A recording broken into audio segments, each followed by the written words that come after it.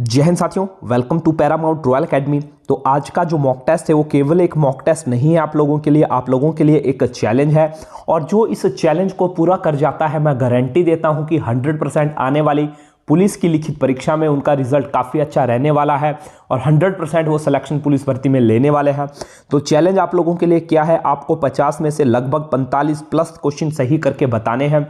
और यदि मैं बात करूं तो मॉक टेस्ट में कौन कौन से सब्जेक्ट हैं, इसमें आपका जीके है, जनरल साइंस है, हिंदी है, ठीक है, इंग्लिश है, यानी कि करंट अफेयर भी है, एचपीजी के भी है। मैथ और रीजनिंग को छोड़ के जितने भी सब्जेक्ट आपके बचते हैं सारे के सारे इसमें हमने कवर किए हैं। तो चलिए देखते हैं किस में कितना है दम और शुरू करते हैं आज का मॉक टेस्ट। लेकिन उससे पहले यदि फर्स्ट टाइम आप चैनल पर विजिट कर रहे हैं और आपने अन्य हमारे जो मॉक टेस्ट है वो अब तक चेक नहीं किए हैं तो चैनल को जरूर सब्सक्राइब करें ताकि आपको पुराने मॉक टेस्ट भी मिलते रहें और आने वाले जो मॉक टेस्ट हैं उनके अपडेट भी समय पर मिलते रहें। तो चलिए बढ़ते हैं पहले प्रश्न की तरफ, जो कि है आजन्म में कौन सा समास है। आई रिपीट वंस अगेन, आजन्म में कौन सा समास है। Right answer is option number D, अव्ययी भाव। क्वेश्चन नंबर 2, जो क्रिया अभी हो रही है उसे कहते हैं, यानी कि जो एक्शन, जो क्रिया वर्तमान में चल रही है उसे क्या कहते हैं। तो राइट आंसर इसका हो जाएगा ऑप्शन नंबर ए, अपूर्ण वर्तमान। बढ़ते हैं क्वेश्चन नंबर 3 की तरफ, जो कि है मंत्रिमंडल का शुद्ध शब्द। आपको बताना है कि जो मंत्रिमंडल है उसके लिए शुद्ध शब्द या जो शुद्ध जो वर्तनी है वो निम्न में से कौन सी होगी। तो राइट आंसर भी इसका भी हो जाएगा क्वेश्चन नंबर 3 का ऑप्शन नंबर ए, मंत्रिमंडल। बढ़ते हैं क्वेश्चन नंबर 4 की तरफ, जो कि है दिगंबर का संधि विच्छेद क्या है। दिगंबर का संधि विच्छेद, right answer is option number B, दिक् प्लस अंबर। क्वेश्चन नंबर 5, जो कि है संस्कृत शब्द का विशेषण क्या है। आई रिपीट वंस अगेन, संस्कृति शब्द का विशेषण क्या है। राइट आंसर हो जाएगा ऑप्शन नंबर सी, सांस्कृतिक। जिसने भी किया था बिल्कुल सही किया था। क्वेश्चन नंबर 6, मीरा ने आधा लीटर दूध पी लिया में आधा लीटर में कौन सा विशेषण है। आपको बताना है कि मीरा ने आधा लीटर दूध पी लिया, इसमें जो है आधा लीटर जो चीज है इसमें कौन सा विशेषण है। राइट आंसर हो जाएगा क्वेश्चन नंबर 6 का ऑप्शन नंबर बी, परिमाण वाचक। साथ ही साथ दोस्तों आप लोगों से मेरा रिक्वेस्ट रहेगा कि आफ्टर टेस्ट अपना जो स्कोर है वो कमेंट सेक्शन में जाके जरूर शेयर करें और देखते हैं कि कौन कौन सिलेक्शन लेने वाला है। बढ़ते हैं क्वेश्चन नंबर 7 की तरफ, जो कि है निम्न में से कौन सा घर का पर्यायवाची नहीं है। निम्न में से कौन सा घर का पर्यायवाची नहीं है। हाँ जी, ये बोल रहा है कि कौन सा पर्यायवाची नहीं है, ये बताना है आपको। तो देखिए, घर का पर्यायवाची निलय भी होता है, निकेतन भी होता है, सदन भी होता है। कौन सा नहीं होता है। Right answer is option number C, पुष्कर। क्योंकि पुष्कर किसका पर्यायवाची है, तो पुष्कर पर्यायवाची होता है हमारा तालाब, सरोवर उसका। ठीक है, तो राइट आंसर इसमें हो जाता है option number C. Question number 8, हर्ष का विलोम बताएं। हर्ष का विलोम आपको बताना है, विपरीत इसका जो शब्द है वो आपको बताना है। तो हर्ष का जो विलोम शब्द हो जाता है वो हो जाता है विषाद। क्या हो जाता है जी, विषाद। चले, कई लोगों ने शायद यहाँ पे उल्लास पे टिक किया होगा, लेकिन आपको मैं बता देना चाहूंगा जो उल्लास होता है वो शोक का विपरीत होता है। ठीक है, यहाँ पूछा है हर्ष का, तो हर्ष का विपरीत होता है विषाद। क्वेश्चन नंबर 9, जो कि है गुलर का फूल होना मुहावरे का क्या अर्थ है। गुलर का फूल होना मुहावरे का क्या अर्थ है। राइट आंसर हो जाएगा ऑप्शन नंबर ए, कभी कभी दिखाई देना। सिमिलर टू ईद का चांद जिसको हम कहते थे ना, जो कभी कभी दिखता है, सेम वही है गुलर का फूल होना। बढ़ते हैं क्वेश्चन नंबर 10 की तरफ, जो कि है तू डाल डाल मैं पात पात का अर्थ। आई रिपीट वंस अगेन, तू डाल डाल मैं पात पात का क्या अर्थ होगा। तो राइट आंसर हो जाएगा क्वेश्चन नंबर 10 का ऑप्शन नंबर बी, किसी की चालबाजी को अच्छी तरह से समझना, या जो दो व्यक्ति हैं अगर दोनों ही चालाक हैं तो उसको भी हम कहते हैं तू डाल डाल मैं पात पात। जिसने भी ऑप्शन नंबर बी किया था बिल्कुल सही किया था। क्वेश्चन नंबर 11, अंकेक्षक का अर्थ निम्न में से क्या है। अंकेक्षक का अर्थ निम्न में से क्या है। तो राइट आंसर हो जाएगा ऑप्शन नंबर डी, आय व्यय के आंकड़ों की जांच करना। कितनी आमदनी हुई, कितना खर्चा हुआ, उसके आंकड़ों की अगर हम जांच करते हैं तो उस व्यक्ति को हम कहेंगे अंकेक्षक। क्वेश्चन नंबर 12, भूषण शब्द का विलोम चुनकर लिखिए। जो भूषण जो शब्द है उसका विलोम शब्द बताएं क्या होता है। तो भूषण का जो विलोम शब्द होता है, right answer is option number D, Dushana. Question number 13, कौन सी भाषा देवनागरी लिपि में लिखी जाती है। आपको बताना है इनमें से कौन सी ऐसी भाषा है जो देवनागरी लिपि में लिखी जाती है। हम जानते हैं कि हिंदी को देवनागरी में लिखते हैं, संस्कृत को देवनागरी में लिखते हैं। तो बोलता है ये जो 4 भाषाएं इनमें से एक और है जो देवनागरी में लिखी जाती है। तो राइट आंसर हो जाएगा ऑप्शन नंबर सी, मराठी। और यहाँ पर अगर हम बात करें एक और भाषा है, कौन सी भाई?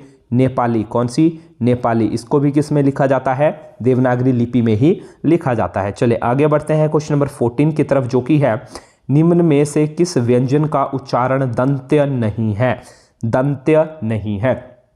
तो देखिए दोस्तों, आपको एक और बात बताना चाहूँगा, पेपर का जो क्वेश्चन है बिल्कुल ध्यान से पढ़े, क्योंकि कई दफ़ा हम क्या करते हैं, जैसे ये क्वेश्चन मेरे पास है, हम जल्दी जल्दी में इसको ऐसे पढ़ लेते हैं, निम्न में से किसका व्यंजन उच्चारण दंत्य, बस यही क्वेश्चन हम कर देते हैं कि दंत्य का पूछ रहा है, लेकिन यहाँ बोला दंत्य नहीं है। तो ये नहीं बिल्कुल आपका आंसर पलट के रख देता है। तो दंत्य का कौन सा उच्चारण स्थान नहीं है, जल्दी से बताएंगे। तो देखिए, अगर हम दंत्य की बात करें, त थ द ध न, वो सारे दंत्य होते हैं। त हो गया, ध हो गया, न हो गया, तो कौन बचता है? ट, क्योंकि ट ठ ड ढ क्या होते हैं भाई? मूर्धा वाले होते हैं। तो राइट आंसर हो गया ऑप्शन नंबर सी, ट। क्वेश्चन नंबर 15, कौन सा उपसर्ग आचार शब्द के पूर्व लगाने पर उसका अर्थ जुल्म हो जाता है? कौन सा उपसर्ग आचार शब्द के पूर्व लगाने पर जुल्म उसका अर्थ हो जाता है? ठीक है, उपसर्ग वो होते हैं जो किसी शब्द के आगे जुड़ जाते हैं और उसका अर्थ बदल देते हैं। यदि हम आचार के आगे क्या लगा देंगे? अति लगा देंगे तो क्या बनेगा? अत्याचार, और अत्याचार क्या हो जाता है? जुल्म। यानी कि राइट आंसर आपका हो जाएगा ऑप्शन नंबर बी। निम्न में से कौन सा शब्द जातिवाचक संज्ञा नहीं है? निम्न में से कौन सा शब्द जातिवाचक संज्ञा नहीं है? क्वेश्चन नंबर 16 का राइट आंसर हो जाएगा ऑप्शन नंबर सी, सुंदर, क्योंकि सुंदर किसी की जाति को नहीं बता रहा है। जवान जाति को बता रहा है, बालक जाति को बता रहा है, मनुष्य जाति को बता रहा है, लेकिन सुंदर जाति नहीं बता रहा है। क्वेश्चन नंबर 17, गौतम बुद्ध का जन्म स्थान लुम्बिनी अवस्थित है। बोलता है जहां पर गौतम बुद्ध का जन्म स्थल हुआ लुम्बिनी में, ठीक है, वो कहां अवस्थित है? बिहार में है, उत्तर प्रदेश में है, भूटान में है, या नेपाल में है? राइट आंसर हो जाएगा option number D, Nepal. Question number 18,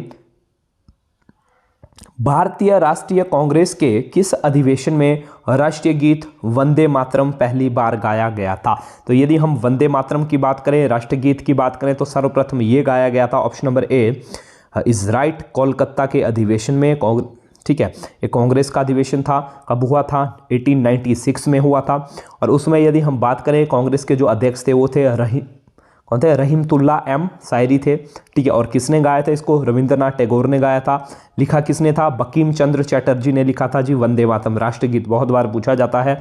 और लिया कहाँ से गया था? आनंद मठ से ले गया था, जो कि एक क्या था? बंगाली उपन्यास था। ये चीजें आपको ध्यान रखनी है। क्वेश्चन नंबर 19, लोकसभा में शून्यकाल की अधिकतम अवधि है। शून्यकाल की अधिकतम अवधि क्या है? तो राइट आंसर हो जाएगा ऑप्शन नंबर ए 60 मिनट, यानी कि 1 आवर। तो कई बार ऐसे घंटे में भी पूछा जाता है, तो 1 घंटा यानी कि 60 मिनट। शून्यकाल होता क्या है? इसको हम प्रश्नकाल कह सकते हैं, जिसमें जो है एक दूसरे से मंत्रियों से जो है विपक्ष जो है प्रश्न करता है और उसके फिर उसके जवाब देने होते हैं। ठीक है, तो उसी को हम कहते हैं शून्यकाल। आगे हम बढ़ते हैं क्वेश्चन नंबर 20 की तरफ, जो कि है किस संविधान संशोधन के द्वारा आम चुनावों में मतदान की आयु 21 वर्ष से घटाकर 18 वर्ष कर दी गई थी? हम सभी जानते हैं वर्तमान में वोट देने की उम्र कितनी है? 18 वर्ष है। लेकिन पहले ये उम्र कितनी हुआ करती थी? 21 वर्ष इसको रखा गया था। तो किस संशोधन में जो है इसको जो है 21 से 18 वर्ष कर दिया गया था? तो कौन सा संशोधन था? 61वां संवैधानिक संशोधन था। कब हुआ था? 1989 में हुआ था। और इसमें आर्टिकल जो 326 है, ठीक है, 326 है, उसमें संशोधन किया गया था। और उसमें जो एज 21 से कितनी कर दी गई थी? 18 कर दी गई थी। क्वेश्चन नंबर 21, आगा कहाँ कप किस खेल से संबंधित है? आगा कहाँ कप किस खेल से संबंधित है? तो जितने भी कप है वो काफ़ी अच्छे से आपको पढ़ने हैं। तो राइट आंसर हो जाएगा हॉकी से है। चलिए आगे बढ़ते हैं। चंद्रनाहन झील हिमाचल प्रदेश के किस जिले में स्थित है? तो चंद्रनाहन जो झील है वो है शिमला जिले में। ठीक है, पब्बर का उद्गम स्थल भी है ये स्थान। ठीक है, चंद्रनाहन। चले आगे बढ़ते हैं 23 की तरफ, जो कि है किस जिले की सीमा पंजाब के साथ जुड़ी हुई नहीं है? देखिए यहाँ भी फिर से आ रहा है जुड़ी हुई नहीं है। तो कौन सा ऐसा जिला है इनमें से? तो राइट आंसर हो जाएगा ऑप्शन नंबर डी, सिरमौर। क्योंकि देखिए कांगड़ा भी लगता है पंजाब के साथ, सोलन भी लगता है और ऊना भी लगता है। कौन सा नहीं लगता है? सिरमौर। चले आगे बढ़ते हैं। धरती है बलिदान की, पहाड़ बेगाने नहीं होंगे, हिमालय पर लाल छाया नामक पुस्तकें किसके द्वारा लिखी गई थी? और जितने भी हिमाचल के जो राइटर हैं जिन्होंने पुस्तकें लिखी हैं, तो उनको भी आप एक बार जरूर पढ़ें। तो राइट आंसर हो जाएगा option number C, Shanta Kumar, जो हिमाचल के मुख्यमंत्री भी रहे हैं। तो इन्होंने लिखी थी 3 किताबें, धरती है बलिदान की, पहाड़ बेगाने नहीं होंगे और हिमालय पर लाल छाया। चले बढ़ते हैं क्वेश्चन नंबर 25 की तरफ, जो कि है बकलो नामक सैनिक छावनी हिमाचल प्रदेश के किस जिले में स्थित है। तो बकलो नामक जो सैनिक छावनी है वो कहाँ स्थित है भाई, चंबा जिले में स्थित है। क्वेश्चन नंबर 26, कौन सा व्यक्ति हाल ही में पीएम मोदी के नए निजी सचिव नियुक्त किए गए हैं। निजी सचिव यानी कि पर्सनल सेक्रेटरी किसे नियुक्त किया गया है। तो राइट आंसर है option number B, Vivek Kumar. Question number 27, कौन व्यक्ति हाल ही में भारतीय एयरलाइन कंपनी इंडिगो के नए सीईओ बने हैं। तो कई बार देखिए यहाँ पर सीईओ की आपके फुल फॉर्म ही पूछ ली जाती है। तो सीईओ की फुल फॉर्म होती है चीफ एग्जीक्यूटिव ऑफिसर, और किसे बनाया गया है, इंडिगो एयरलाइंस का तो वर्तमान में। तो राइट आंसर हो जाएगा इसका option number C, Peter Elbers. Question number 28, वर्ष 1948 ईस्वी में वास्को डी गामा भारत में कहाँ उतरा था। तो वास्को डी गामा कहाँ उतरा था भाई, ऑप्शन नंबर बी, कालीकट। और कालीकट पड़ता कहाँ है, पड़ता है केरल में। पूछ सकता है कई बार कि कालीकट स्थान कहाँ है, केरल में है। क्वेश्चन नंबर 29, प्राकृतिक रबड़ के उत्पादन में भारत का विश्व में कौन सा स्थान है। मतलब जो नेचुरल जो रबर है उसके उत्पादन में भारत का कौन सा स्थान है। तो जिसने भी किया है ऑप्शन नंबर सी बिल्कुल सही है, चौथा स्थान है। अगर हम बात करें तो सबसे पहले थाईलैंड आता है, नंबर 2 पे इंडोनेशिया आता है, नंबर 3 पे मलेशिया आता है, नंबर 4 पे भारत आता है और नंबर 5 पे कौन आता है, चाइना। क्वेश्चन नंबर 30 की तरफ आगे बढ़ते हैं। राष्ट्रीय वन नीति के अनुसार पर्यावरण की दृष्टि से देश के कम से कम कितने प्रतिशत क्षेत्र पर वनों का आवरण होना आवश्यक है। यानी कि जो राष्ट्रीय वन नीति है उसके अनुसार यदि हम माने तो जो देश का जो कुल क्षेत्रफल है उसका लगभग कितने हिस्से पर, यानी कि कम से कम कितने हिस्से पर पेड़ होना अनिवार्य है। तो राइट आंसर हो जाएगा ऑप्शन नंबर 33। यदि आपको हमारा मॉक टेस्ट अच्छा लग रहा है तो दोस्तों इस वीडियो को जरूर लाइक करें, शेयर करें, चैनल को सब्सक्राइब करें। तो 33% इसका राइट आंसर है। और यदि यहाँ पर हम बात करें मैदानी एरियो की, जो शहरी जो एरिया है वहाँ पर कम से कम 20% हिस्से पर पेड़ होना आवश्यक है। और यदि हम बात करें पर्वतीय क्षेत्र की तो वहाँ के 60% हिस्से पर पेड़ होना अनिवार्य है। और टोटल अगर हम बात करें तो कितने हिस्से पे, टोटल क्षेत्रफल का 33% हिस्से पे। चलिए आगे बढ़ते हैं क्वेश्चन नंबर 31 की तरफ, जो कि है विश्व में सर्वाधिक लवणता पाई जाती है। जो सबसे ज़्यादा लवणता किसमें पाई जाती है, तो वो पाई जाती है, right answer is option number D, Van झील में। और वान झील कहाँ है, वान झील है आपकी टर्की में। चलिए बढ़ते हैं क्वेश्चन नंबर 32 की तरफ, जो कि है भारत का सबसे पुराना राष्ट्रीय पार्क कौन सा है। भारत का सबसे पुराना राष्ट्रीय पार्क है जिम कॉर्बेट नेशनल पार्क, यानी कि जिम कॉर्बेट राष्ट्रीय पार्क है। ठीक है, बाघ के लिए फेमस है। कब ये बना था, 1936 में बना था। कहाँ स्थित है, उत्तराखंड में स्थित है, यूके। ठीक है, और सबसे पहली बात कि जब ये बना था 1936 में तो उसमें इसका नाम क्या था, हेली नेशनल पार्क। क्या था भाई, हेली नेशनल पार्क था। तो ये सारी चीज़ें आपको याद रखनी है। क्वेश्चन नंबर 33, जब हम रबड़ के गद्दे वाली सीट पर बैठते हैं या गद्दे पर लेटते हैं तो उसका आकार परिवर्तित हो जाता है, ऐसे पदार्थ में पाया जाता है। बोलता है कि जब भी हम किसी मुलायम गद्दे पर बैठते हैं रबड़ के, तो आपने देखा हो कि वो पिचक जाता है, बैठ जाता है। तो किस वजह से बैठता है, तो उसमें कौन सी ऊर्जा होती है। तो राइट आंसर हो गया इसका जी ऑप्शन नंबर बी, स्थितिज ऊर्जा। स्थितिज ऊर्जा को इसको इंग्लिश में कहते हैं पोटेंशियल एनर्जी। क्या कहते हैं जी, पोटेंशियल एनर्जी। चले आगे बढ़ते हैं। कपूर के छोटे छोटे टुकड़े जल की सतह पर क्यों नाचते हैं या तैरते हैं। तो कपूर के छोटे छोटे टुकड़े जल की सतह पर किसके कारण तैरते हैं। राइट आंसर हो जाएगा क्वेश्चन नंबर 34 का ऑप्शन नंबर ए, पृष्ठीय तनाव के कारण, सरफेस टेंशन के कारण। और इसी के कारण छोटी सी सुई पानी के इसके सरफेस के ऊपर क्या करती है, तैरती है। ऐसे भी ये क्वेश्चन पूछा जाता है। मशरूम क्या है, जो मशरूम की वेजिटेबल या सब्जी जो हम खाते हैं तो वो एक प्रकार का क्या है। राइट आंसर हो जाएगा कवक है, फंगी है या फंगस है। Right answer is option number C. जिसने भी किया था बिल्कुल सही किया था। क्वेश्चन नंबर 36 है, फलों के पकने के लिए कौन सा प्राकृतिक हार्मोन जिम्मेदार है। फलों के पकने के लिए कौन सा प्राकृतिक हार्मोन जिम्मेदार है। जब फल पेड़ के ऊपर पक रहा है तो उस पर जो नेचुरल जो हार्मोन है पौधे का, ऐसा कौन सा हार्मोन है जो उसको पकाने में हेल्प करता है। तो राइट आंसर हो जाएगा 36 का ऑप्शन नंबर डी, आपका एथिलीन।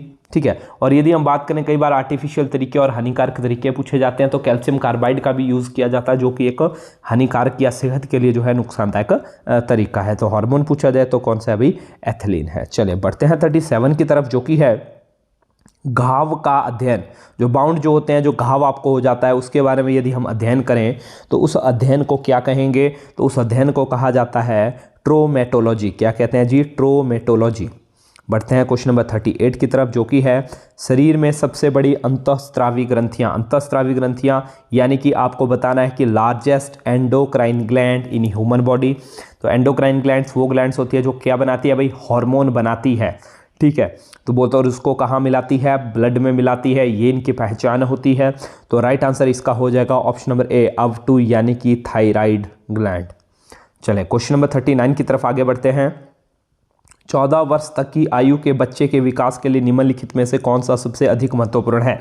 देखिए, वैसे तो प्रोटीन भी महत्वपूर्ण है, विटामिन भी महत्वपूर्ण है, फैट यानी कि वसा भी महत्वपूर्ण है, मिल्क यानी कि दूध भी महत्वपूर्ण है। लेकिन यहाँ पर अगर हम बात करें सबसे ज़्यादा इंपॉर्टेंट क्या है, तो सबसे ज़्यादा जो इंपॉर्टेंट रहता है 14 वर्ष तक की आयु के बच्चे के लिए वो हो जाता है आपका ऑप्शन नंबर ए, प्रोटीन। क्योंकि प्रोटीन की वजह से ही हमारी मसल की डेवलपमेंट होती है, बॉडी का ग्रोथ होता है। ठीक है, और यही उम्र होती है बच्चे के बढ़ने की, हाइट बढ़ने की, सेहत बनने की। ठीक है, तो सबसे इंपॉर्टेंट क्या हो जाता है? प्रोटीन हो जाता है। क्वेश्चन नंबर 40 की तरफ आगे हम बढ़ते हैं, जो कि है सुनहरा धान। सुनहरा धान इंग्लिश में कहते हैं गोल्डन राइस में कौन सा विटामिन पाया जाता है? तो गोल्डन राइस की अगर हम बात करें तो पाया जाता है विटामिन ए। और विटामिन ए का अगर नाम पूछा जाता है आपसे तो क्या नाम है भाई? रेटिनॉल। बढ़ते हैं 41 की तरफ, तो यहाँ से इंग्लिश का पोर्शन आपका शुरू हो जाता है। Choose the alternative with best express the meaning of highlighted idioms and phrases. आपको बताना है कि क्वेश्चन नंबर 41 एंड 42 में जो हाईलाइटेड एरिया है उसका मतलब आपको बताना है ऑप्शन में से। चले देखते हैं 41 question. Their attempt to get back the stolen necklace proved to be wild goose chase. तो आपको बताना है वाइल्ड गोस चेस का मतलब क्या होता है। तो वाइल्ड गोस चेस का मतलब ऐसे होता है कि निरर्थक प्रयास करना या बिना किसी रीज़न के या बिना होप के प्रयास करना। तो देखिए राइट आंसर इसका क्या हो जाएगा? Aimless search. Option number C is the right answer. बढ़ते हैं क्वेश्चन नंबर 42 की तरफ, जो कि है He usually goes to bed very early and rise with the lark. I repeat once again. He usually goes to bed very early and rises with the lark. तो right answer इसका क्या होगा? तो हमें इसके लिए समझना होगा राइजेज विद द लार्क का मतलब क्या है? राइज मतलब उठता है, विद द लार्क, लार्क एक पक्षी है जो सुबह सवेरे चहचहाता है, यानी कि जल्दी से ही चहचहा जाता है, अर्ली मॉर्निंग। मतलब ऐसा व्यक्ति, ठीक है, जो सोता तो देरी से है लेकिन लार्क के साउंड के साथ उठ जाता है, यानी कि जल्दी उठ जाता है। तो जल्दी उठने के लिए हम क्या कहेंगे? Very early. तो राइट आंसर हो जाएगा option number D, very early. चले बढ़ते हैं 43 की तरफ। Find out the correct word for the given sentence. Given sentence आपको दिया गया है 2 क्वेश्चन में, ठीक है, वहां पर आपको उसका मतलब बताना है कि क्या होगा। A person who enters without any invitation, ऐसा आदमी जो कि ना किसी आमंत्रण के या निमंत्रण के जो है एंटर कर जाता है, उसको हम क्या कहते हैं? तो राइट आंसर हो जाएगा इसका intruder. Right answer is option number A. चले बढ़ते हैं आगे 44 की तरफ। नॉट सुटेबल फॉर ईटिंग, ऐसी चीज़ जो खाने के योग्य नहीं है, नॉट सुटेबल फॉर ईटिंग। तो राइट आंसर इसका क्या हो जाएगा? राइट आंसर हो जाएगा 44 का ऑप्शन नंबर बी, इनेडिबल। ठीक है, इनेडिबल होता है खाने लायक ना होना। ठीक है, बढ़ते हैं आगे क्वेश्चन नंबर 45 की तरफ, जो कि है डायरेक्शन। अगर यहाँ पर हम बात करें 45 एंड 46 क्वेश्चन इसी पे बेस्ड है। Find out the correctly spelled word, आपको सही स्पेलिंग वाला वर्ड यहाँ पर बताना है। और किसकी स्पेलिंग आपको बताना है? आपको बतानी है स्पेलिंग यहाँ पर फैक्सिमली की। फैक्सिमली की जो राइट स्पेलिंग होती है वो हो जाती है FACSIMILE, यानी कि right answer is option number B. और फैक्सिमली का जो अर्थ होता है प्रतिलिपि या फोटोकॉपी की तरह होता है। चलिए आगे बढ़ते हैं 46 की तरफ, जो कि है यहाँ पर भी आपको बतानी है एक्यूरेट स्पेलिंग। तो यहाँ पर दिख ही रहा है कि एक्वेरियम की आपको स्पेलिंग बतानी है। एक्वेरियम कौन सी जगह होती है जहाँ पर किसको रखा जाता है? जहाँ पर मछलियों को रखा जाता है शीशे के किसी जार में पानी भर के। तो राइट आंसर इसका हो जाएगा AQUARIUM, यानी कि ऑप्शन नंबर सी जिसने भी किया था राइट हो जाता है। क्वेश्चन नंबर 47 टू 48 हमने बताना है choose the word with opposite meaning. तो आपने अपोजिट मीनिंग यहाँ पर बताने हैं जो वर्ड यहाँ पे दिए हैं। तो 47 है डिसकॉन्सोलेट। तो डिसकॉन्सोलेट का आपको अपोजिट मीनिंग बताना है कि क्या होगा। यदि मैं डिसकॉन्सोलेट के मीनिंग की बात करूं तो डिसकॉन्सोलेट का मीनिंग होता है मायूस होना या क्या होना, निराश होना। ठीक है, तो आपको बताना है निराश का उल्टा यहाँ पर कौन सा हो सकता है। ठीक है, तो यहाँ पर मैं थैंकफुल तो नहीं हो सकता, थैंकफुल तो धन्यवादी हुआ। मैं बात करूँ प्रोमिनेंट की, तो प्रोमिनेंट क्या होता है, प्रोमिनेंट का मतलब होता है कोई प्रमुख या विशेष रूप से। ठीक है, अगर मैं बात करूँ अनप्रेजुडिसाइड की बात करूं तो इसका मतलब होता है पक्षपात करना या पक्षपात रहित, पक्षपात नहीं करना। तो जॉयस का मतलब क्या होता है, जो खुश है, जो हैप्पी है। ठीक है, तो यहाँ निराश बोला था तो उसका उल्टा क्या हो गया, जॉयस हो गया। चलिए बढ़ते हैं 48 की तरफ, जो कि है टर्मुलस। तो आपको टर्मुलस का भी क्या बताना है, अपोजिट वर्ड बताना है। अगर मैं टर्मुलस की बात करूं तो टर्मुलस का मतलब होता है कंपा देना। क्या जी, कंपा देना या कंपन पैदा होना या हिला देना। ठीक है, इस तरीके के इसके मतलब रहते हैं। तो इसका उल्टा क्या होगा, जवान तो नहीं हो सकता, हेल्थी भी नहीं हो सकता। ठीक है, या तो ऑप्शन नंबर सी होगा या तो ऑप्शन नंबर डी होगा। अब बाई चांस पेपर में आपको ऐसी सिचुएशन का सामना करना पड़ता है, तो इसलिए आपको कहा जाता है कि कभी भी बिना ऑप्शन पढ़े टिक मत करें। तो हमें ये तो दिख रहा है भी हेल्थी भी नहीं हो सकता कंपा देने वाले का, और यंग भी नहीं हो सकता है। तो या तो ऑप्शन सी होगा या तो ऑप्शन डी होगा। ठीक है, तो इनमें से कौन होगा। यदि हम बात करें ओबीस की बात करूँ मैं, तो इसका मतलब क्या होता है, मोटा होता है या अनहेल्थी होता है। ठीक है, तो कौन सा बचा, स्टेडी बचा। स्टेडी मीन्स जो स्टेबल है, जो कांपता नहीं है। तो राइट आंसर क्या हो जाएगा इसका, स्टेडी हो जाएगा। या न कांपने देना या स्टेबल होना, या क्या था, कंपा देना। आप जो कांप रहा है वो स्टेबल ही नहीं है, तो स्टेडी क्या है, जो स्टेबल है। तो right answer is option number D. Question number 49, fill in the blank with suitable opinion. तो यहाँ पर आपको जो फिल इन द ब्लैंक जो है वो भरना है। 4 ऑप्शन आपको दिए हैं, इनमें से कौन सा राइट आंसर होगा। तो क्वेश्चन है आपका, you must test your career with all seriousness. You must test your career with all seriousness. तो राइट आंसर क्या हो जाएगा इसका, तो राइट आंसर हो जाएगा इसका option number C, pursue. Pursue का मतलब क्या होता है, पीछा करना। क्या मतलब होता है भाई, पीछा करना। मतलब आपको जो है अपने कैरियर का क्या करना चाहिए भाई, बिल्कुल सीरियसनेस के साथ क्या करना चाहिए, पीछा करना चाहिए। इसमें कंप्लीट नहीं हो सकता, डायरेक्ट नहीं हो सकता, फॉलो नहीं हो सकता। तो राइट आंसर हो गया इसका परस्यू, यानी कि पीछा करना है आपको अपने कैरियर का। बढ़ते हैं 50 क्वेश्चन की तरफ, जो अंतिम प्रश्न है, जो कि है making pie and cakes dash dash Mrs Reddy's speciality. I repeat once again, making pies and cakes dash dash Mrs Reddy's speciality. तो राइट आंसर इसका हो जाएगा ऑप्शन नंबर बी इज। अब बहुत सारे लोग ये सोच रहे होंगे कि यहाँ पर पाइज और केक्स दिया है तो यहाँ पर ऑप्शन नंबर आर होगा, लेकिन इसमें आर नहीं होगा। इस पर राइट आंसर होगा इज। क्यों होगा, क्योंकि यहाँ पर अगर हम बात करें किसी की स्पेशलिटी की बात हो रही है, तो क्या स्पेशलिटी है, उसकी सब्जेक्ट क्या है, मेकिंग करना है, बनाना। ठीक है, तो बनाना क्या है, सिंगुलर है। ठीक है, यहाँ पर सब्जेक्ट पाई और केक नहीं है, वो पाई और केक बनाता है। तो स्पेशलिटी क्या हो गई कि जो बनाता है, तो सिंगुलर है, तो सिंगुलर के साथ किसका यूज होगा, इज का यूज होगा। तो राइट आंसर हो जाएगा इसका ऑप्शन नंबर बी इज। तो ये था आज का मॉक टेस्ट। उम्मीद करता हूँ कि काफ़ी अच्छा आपका मॉक टेस्ट गया होगा, और अपना जो इसमें स्कोर रहा है उसको भी शेयर जरूर करें, और जो 45 प्लस वाले हैं वो अपनी तैयारियों में इसी तरह लगे रहें, क्योंकि 100% आपका सिलेक्शन जरूर होगा, मैं आपको गारंटी दे रहा हूं। साथ ही साथ यदि आप देना चाहते हैं कोई सुजेशन तो कमेंट सेक्शन में जाकर जरूर दें। ठीक है, फिलहाल आज के मॉक टेस्ट में इतना ही। जल्द ही अगला मॉक टेस्ट लेकर आप लोगों के बीच में आएंगे। तब तक के लिए जय हिंद, जय भारत।